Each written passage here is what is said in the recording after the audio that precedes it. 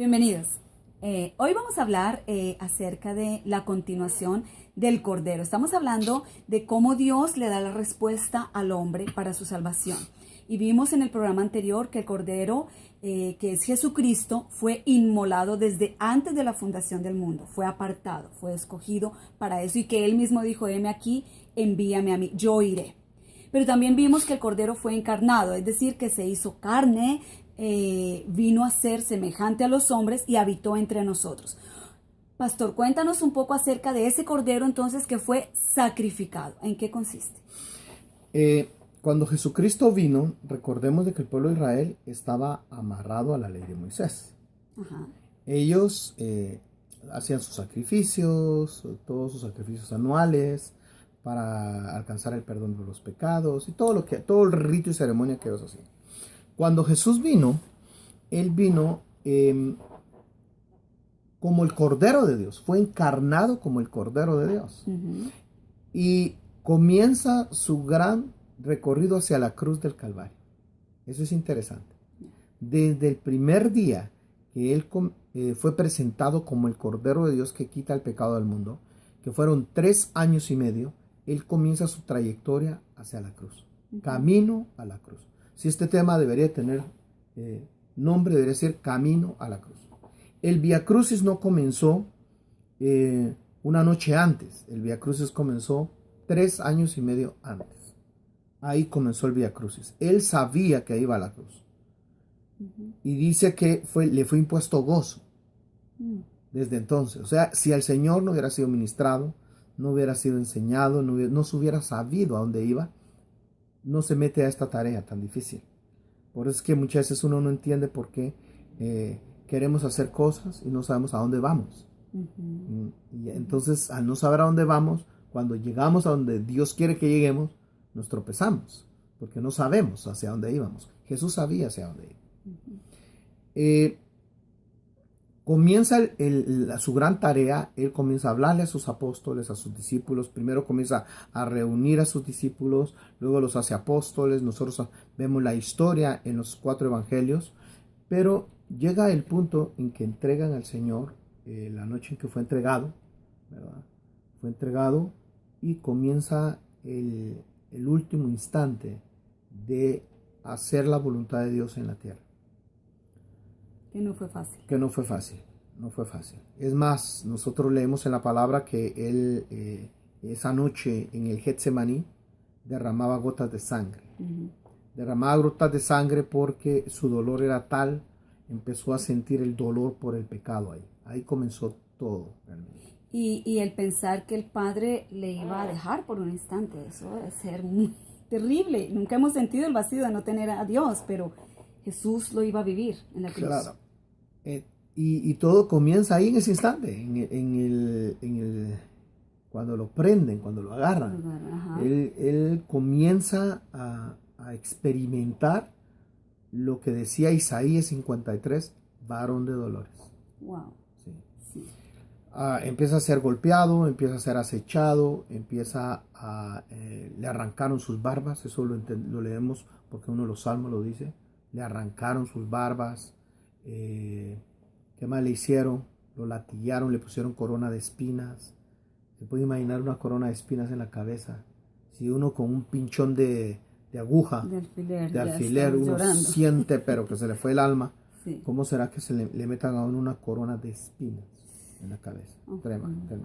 Ahí inmediatamente comenzó a producir gangrena en su cuerpo. Luego empezaron a latillarlo. Le dieron 39 latigazos. Cualquier preso al tercer latigazo hubiera muerto. Wow. Al tercer latigazo. Porque el látigo, el que latillaba, era experto. No era cualquiera. Vení tú, aquí está este preso. Latígalo tú. No. Era experto. Se había dedicado a eso. Wow. Cada golpe que daba, el látigo tenía bronce bruñido, bronce martillado de tal manera. El bronce es la mezcla del cobre con el hierro. Y eso hace un material tan fuerte que cuando tenía 3 bolas de eso. Cuando golpeaba su espalda, lo que hacía era quebraba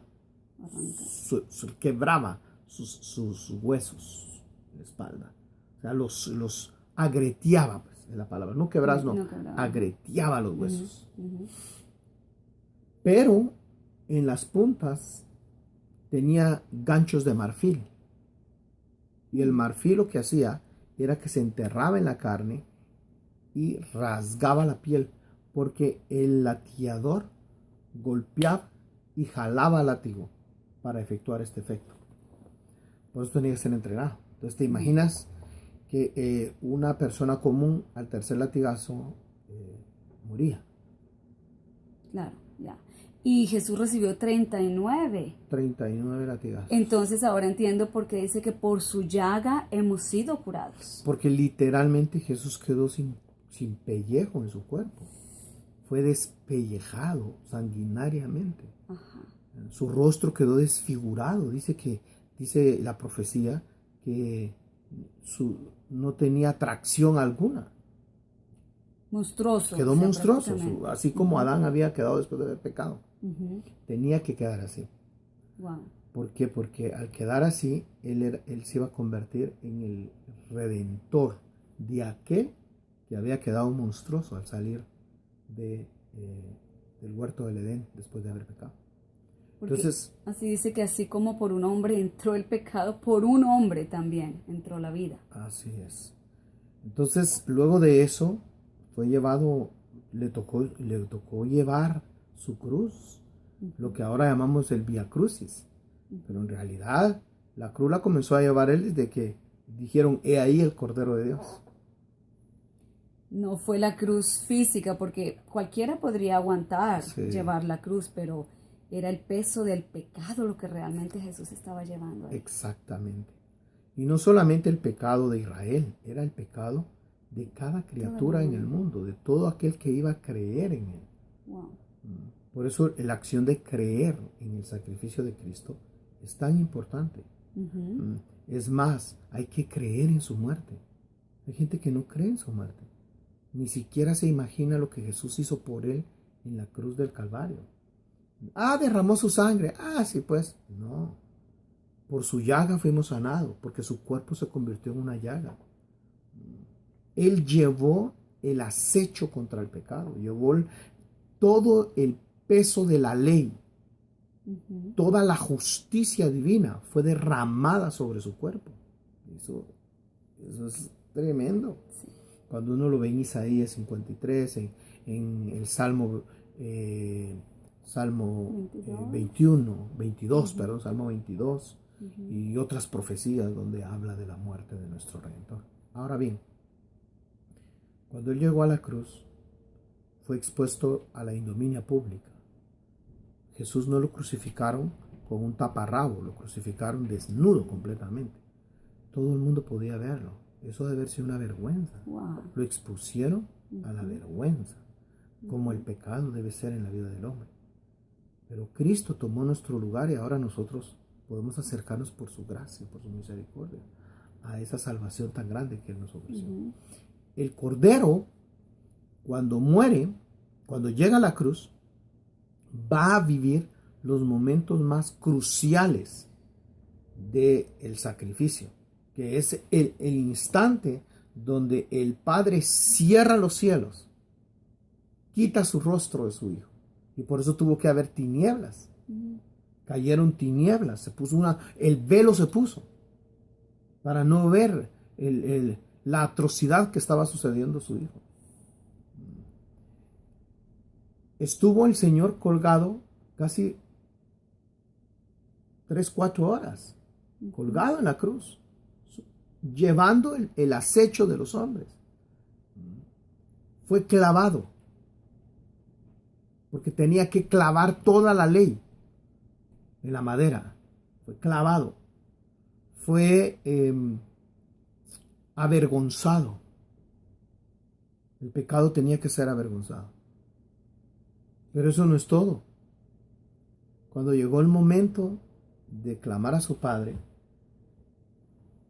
dice, Dios mío, Nosotros hemos leído muchas veces, ¿por qué me has desamparado? Ajá, ¿Verdad? Pero yo no creo que Jesús tuviera ese sentimiento. claro. Él sabía lo que estaba pasando. Él sabía lo que estaba pasando, Ujú. sabía que tenía que pasar por ahí. Y por eso es que algunos manuscritos muy antiguos, como la versión Pechita, dice, Dios mío, para esto he He llegado, venido. para Ujú. esto he venido. Mm, Y entrega su cuerpo, dice, en tus manos encomiendo mi espíritu. ujú. Y muere. El Padre vio la muerte de su Hijo por la justicia humana, por derramar la justicia sobre el ser humano. Cuando Cristo muere en la cruz del Calvario, Él está dando todos tus pecados, todos. No importa el tamaño que sea, no importa el dolor que sea, no importa lo que hayas hecho, si tú crees en Jesucristo, su sacrificio fue más que suficiente para perdonarte de cualquier pecado que hayas cometido. Ábrele tu corazón a Jesús. Que Dios te bendiga. Dios te bendiga.